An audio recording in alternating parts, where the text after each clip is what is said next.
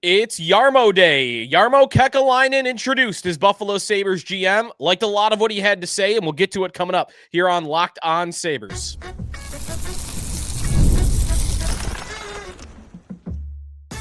You're Locked On Sabres, your daily podcast on the Buffalo Sabres. Part of the Locked On Podcast Network, your team every day. What is up, everybody, and welcome in to this Tuesday edition of the Locked On Sabres podcast. Thanks for making us your first listen every day. We're free and available wherever you listen to your podcast. You can watch the show on YouTube. Be sure to hit the like and subscribe button if you are following along there. You also can join our Locked On Sabres Everydayer Club. If you've missed that, you can sign up. You get access to our private Discord, which has been a lot of fun going through that the last couple of days, where you can interact with listeners of this show and myself, get some, whispering whispers about the Sabres as time goes on from that as well. You can get ad-free audio feed for this show. And if you want to sign up for that, lockedonsabres.supercast.com is the place where you can grab it. Sneaky Joe DiBiase here on a Tuesday. Today's episode presented by FanDuel Sportsbook. If you want to be right in the middle of the action this season, visit FanDuel.com. Place your NFL live bets all season long. Jarmo Kekäläinen introduced as Buffalo Sabres general manager in a press conference at KeyBank Center on Tuesday morning. We're going to get to all that he had to say, what he sounded like, and a lot of the tidbits that we were able to pull from Jarmo on this day, as I think it's a day that Sabre fans are feeling pretty hopeful. And also, we've got to talk about the coaching situation and the structure of the organization, because we did not get much in terms of a commitment as to what that is going to be going forward. So we'll get to that coming up on the Locked On Sabres podcast as we roll through all the things that Jarmo had to say. But he was very well polished. He, I thought, was a very good speaker. English is not his first language. Obviously, he's from Finland. However, he has been in North America for a long time. I mean, we're talking darn near 30 years that he's been working in the National Hockey League in some capacity, going back to working with Ottawa in the late 90s. So he's been around a long time. He's a very good speaker. And I feel like, thinking about the last two general managers, just in terms of the press conference and in terms of media appearances and whatnot, like, I'll be talking to Jarmo tomorrow on WGR on the morning show at 9 a.m. So be sure to tune in for that. And I'm expecting every time that I get to chat with Jarmo or wherever he does media, that he's going to come off like he did today, which is he feels like a man in control, no nonsense type of individual that is very good in the public and not tripping over himself, which I think you saw a lot of with the last two general managers. Like, every time Kevyn Adams and Jason Botterill would get in front of a microphone, there was this nervous energy, and they would always step in it. Both of them. They never felt comfortable doing that. And listen, that doesn't have to be meaningful to the job the GM is actually doing.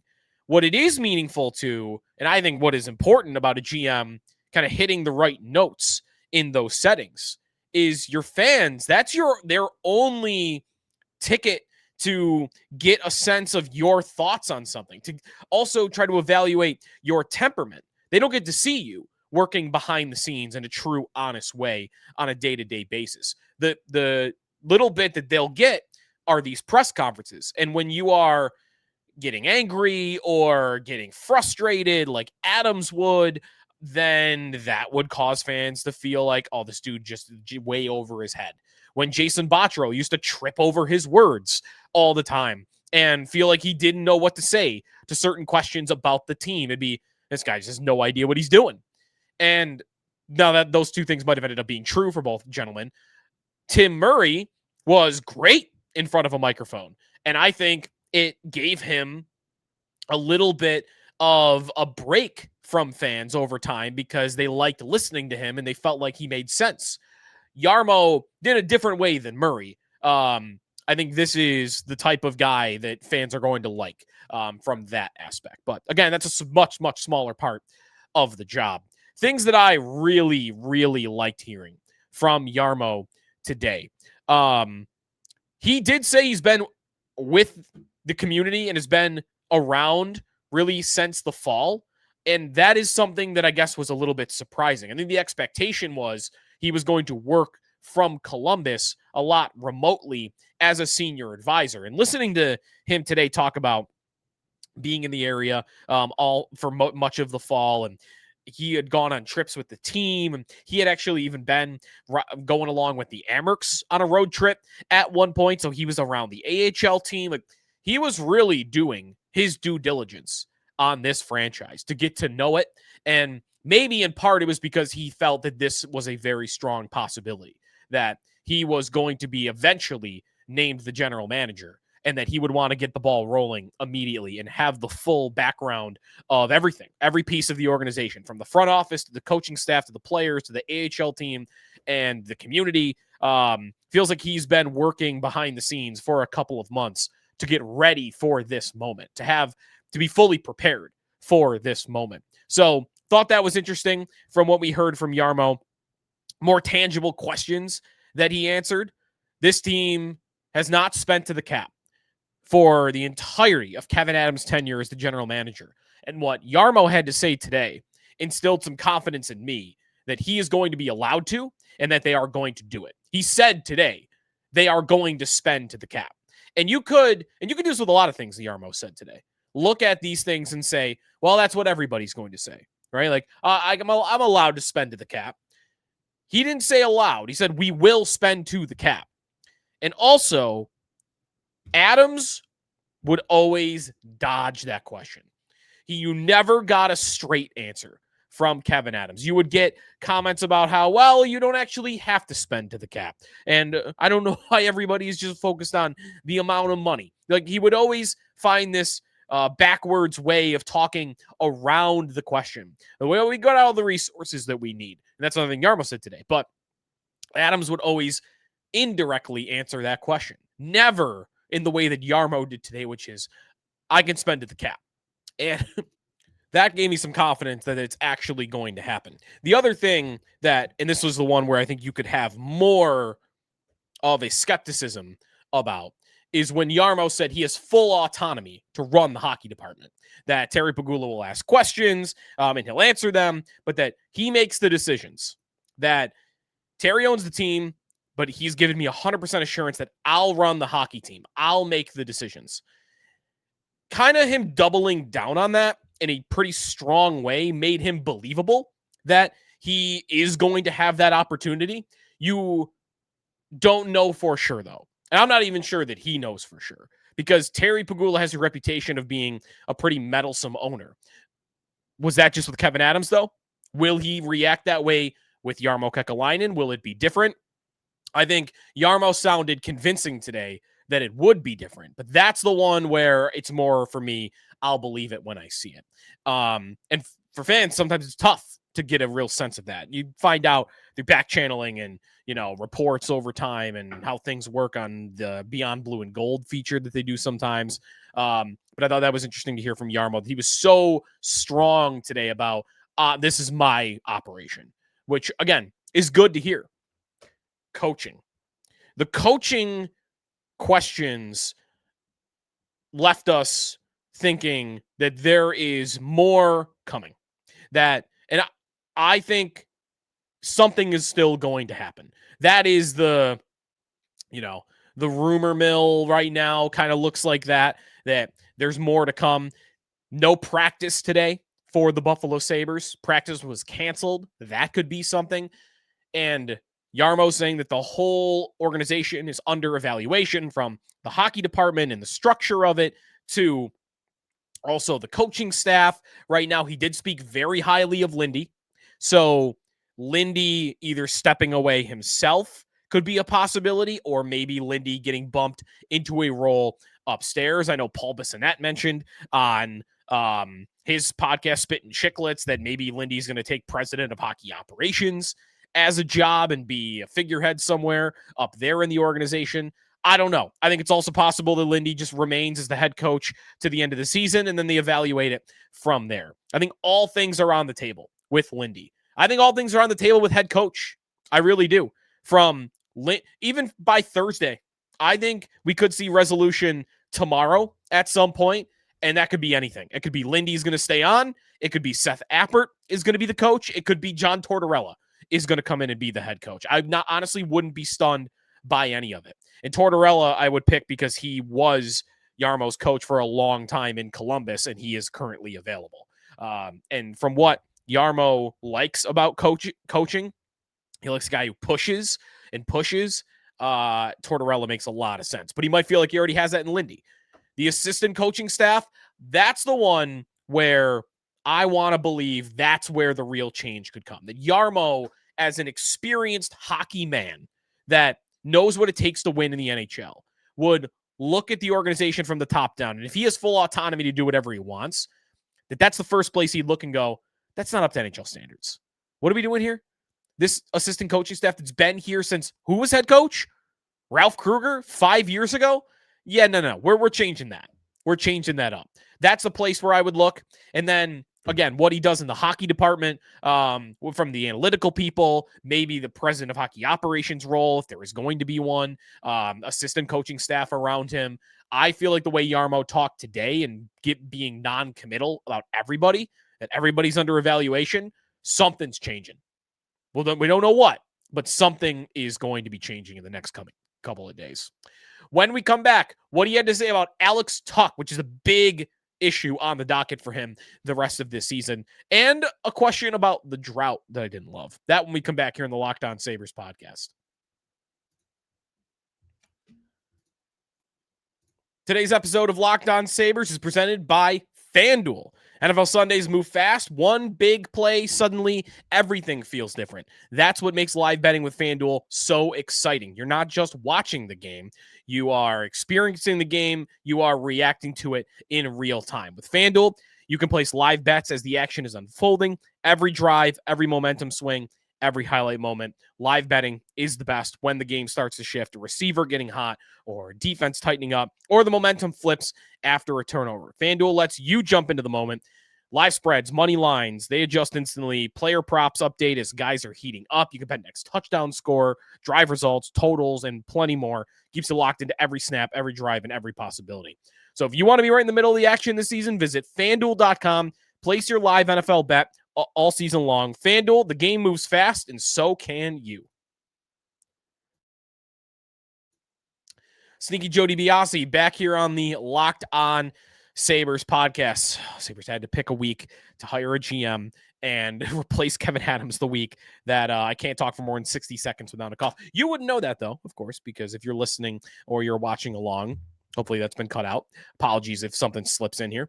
Other things that we heard from Jarmo Kekäläinen today, who, again, very well spoken, really liked listening to him, and I feel like I'm going to be saying that a lot as we move forward here. And I just can't get enough of, he gives off this, like, he is a GM with previous GM experience, that he's a veteran hockey man that's been doing this for decades in the NHL. He gives that confidence off when he is speaking, that he is a man that is fully under control. And I really like that. How he answered questions about Alex Tuch. So he said that he's going to take charge of that situation. He's going to talk to his representative. It takes two parties to agree on a number that both feel is reasonable, and not just for today, but moving forward. Alex is a really good hockey player. We appreciate him. We like him. We want to get him signed. I think that's been clear the whole time. Now we just have to agree on a number that works for both sides. Okay? They want to get him signed. Believe him when he says that. This is going to be a test for Jarmo. And I wonder what the season looks like, or how the Tuch situation looks like, depending on how the season plays out. One very famous year of Jarmo's career as general manager of the Columbus Blue Jackets, he did something that you rarely ever see a GM do in the NHL. He had his best players coming up on expiring contracts with Artemi Panarin and Sergei Bobrovsky. And the move that Jarmo made, knowing he was going to lose them, and he was in a playoff spot, was to double down and go get another guy like that and Matt Duchene and go try to win at all means possible that season. They won a round. They swept the Lightning probably the best series in Blue Jackets history. I mean, they won the series, and they don't have many of those in their careers. Jarmo got asked about trades a lot today, and he didn't necessarily give off the mentality of he's looking to do that again. This is something I plan to ask him tomorrow. I wonder, in an honest moment, what he truly thinks about how that went for him, how it went, and what was it worth it to go all in like that for 1 year in Columbus and to make the second round, but to not win the Stanley Cup and then lose it all that summer. Because today, listening to him talk about how the worst feeling in the world is the day after you lose a playoff series. And he did talk more about winning the cup and winning a championship than he did about making the playoffs. So now that I go to the Tuch situation, if you have Tuch on an expiring deal this year and they can't agree on a number, then the trade question becomes interesting. Because if you're in a spot, like a final spot, or maybe you're close to one, how much do you want to push just to make the playoffs and not feel like you actually have a realistic chance to win the Stanley Cup? Because if they had a realistic chance to win the Stanley Cup, I would tell you that Jarmo and probably any other GM would say, yeah, I'll risk losing Alex Tuch for nothing because I need him to help me win a Stanley Cup. But nobody realistically thinks that's the Sabres. Even if they were to go on a little bit of a run and be close to a spot, it would be about making the playoffs. And Jarmo today didn't seem to give off that just simply ending the drought is all that meaningful to him, and that he wouldn't, I mean, he even said this, he wouldn't mortgage the future just to try to make it 1 year. And this is another thing I plan to ask him. Like, what do you see as the value of simply making the playoffs? Because to me, I think getting that monkey off your back and ridding yourself of the 14-year playoff drought, getting to a point where players in the National Hockey League actually remember you in the playoffs is all good for your reputation, to attract players to come here, attract coaches to come here, attract everybody. Your reputation is better if you have made the postseason. And that is going to give you, I think, good effects on other parts of your team. But you didn't really get that sense from Jarmo today. So to me, it kind of sounded like that they're going to work to sign Alex Tuch. And if they don't, they're going to trade him away. And we'll see what that ends up meaning. I'm imagining Jarmo is not going to want to have that be the first thing that happens to him as the GM, is he's got to trade away Alex Tuch and then start to worry about Dahlin and Tage, and are they going to want to leave because this guy's leaving? How committed are we? How close are we? Just lost one of our best players. So he talked today about Tuch a lot, and the most newsworthy part I think we got is a reassurance from him that their number one goal right now is to get him signed, and we'll see if they're able to do it. When we come back on the drought question that I didn't really love the answer of, and I'll explain why when we return here on the Locked On Sabres podcast. There wasn't much that I didn't like. It might have been the only thing. Otherwise, I really liked it. That when we return. Today's episode of Locked On Sabres is presented by Indeed. So you just realized that your business needed to hire somebody yesterday. Well, how can you find amazing candidates fast, easy? Just use Indeed. When it comes to hiring, Indeed's all you need. Stop struggling to get your job post seen on other sites. Indeed sponsored jobs puts your post at the top of the page and help you reach the right candidates faster. Have you ever been in that spot where you need the right hire like yesterday, the pressure is on, and every day without the right person is a setback? That's exactly when Indeed sponsored jobs comes in handy. They make sure your post is seen by the right candidates right now. Now, you can speed up that hiring process with a $75 sponsored job credit. Just go to Indeed.com/lockedon right now. Support our show by saying that you heard about Indeed on this podcast. Terms and conditions apply. Hiring, Indeed is all you need. It's Jarmo Kekäläinen Day here on the Locked On Sabres podcast, the newest Buffalo Sabres general manager and the first that had previous GM experience in 46 years, which is still incredible. The only thing I didn't like hearing, because he talked about goaltending today, and they've got to get down to a 2-goalie situation. Colton Ellis is injured right now, so for the time being, they are going to go with Luukkonen and Lyon. And Kekalainen sounded like that once Ellis is healthy, they are going to make a call on what to do then and there. I think what you could see, because he talked like they like Ellis today. They claimed him for a reason. They think he's got upside. Did not sound like Ellis is going to be the odd man out. So maybe if Lyon doesn't perform while he is injured, then he's going to be the guy that leaves. That's how I see it right now, but I've been guessing at all ends of it this season. Ellis, to me, though, is the guy that I would think is most going to stay, because that's just continue how they sound about it. That was another thing they talked about.